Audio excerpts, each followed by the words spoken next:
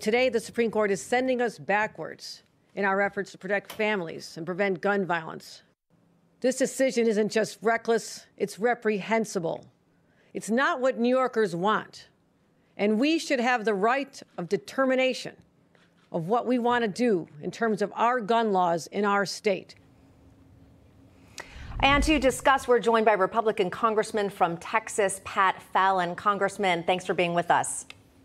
Thanks for having me, Katrina. I appreciate it. All right. Obviously, a big topic of the day, but I want to get your feedback or your reaction to what we're hearing from Kathy Hochul, of course, governor of New York, her vow to not back down. Is there anything she could even do? No, and that's the thing. I wasn't very impressed at all by the governor of New York. We have a process. We have three co-equal branches of government, and the Supreme Court has ruled the Second Amendment means something. Shall not be infringed. And what New York State was doing, they were infringing. They didn't, they had little bits and pieces in the law to have proper cause, and they had burdensome regulations and licensing requirements to have a concealed carry. And so they were, in effect, only letting a very narrow elite, if you will, be able to carry. And that's not what the Constitution said, and it was struck down, and rightfully so. Yeah, Justice Thomas, who wrote the opinion, issued the opinion on this. Here's part of what he said. The constitutional right to bear arms in public for self-defense is not a second-class right. The exercise of other constitutional rights does not require individuals to demonstrate to government officers some special need. The Second Amendment right to carry arms in public for self-defense is no different.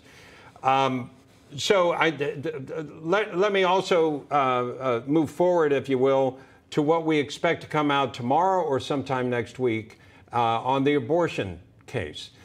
We understand you had an experience with some people who are anticipating that case and anticipating the changes associated with the leaked document. Can you tell us something about that?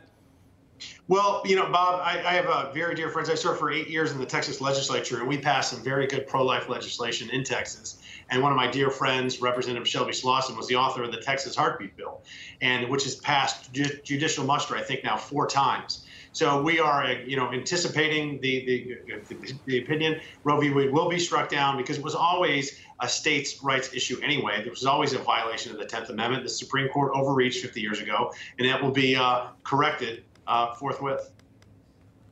Yeah, I just want to get your thoughts on, I'm sorry, I'm going back to the gun thing, and I apologize for kind of switching that.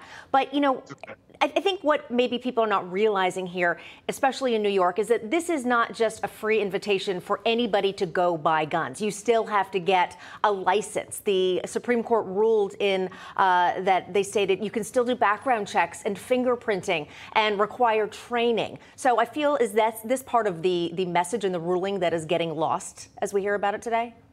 Well, yeah, because it's not overly, at least the Supreme Court didn't see that as overly burdensome, but the way the law would have been written and then enforced, it was infringing upon people's rights. So, the New York State can have a few processes in there, but at the end of the day, this ruling is going to make it much easier for New Yorkers to exercise their constitutional rights to self-defense. All right, Congressman Pat Fallon, we really appreciate your being here and your insights. Thanks, y'all. God bless. Thank you.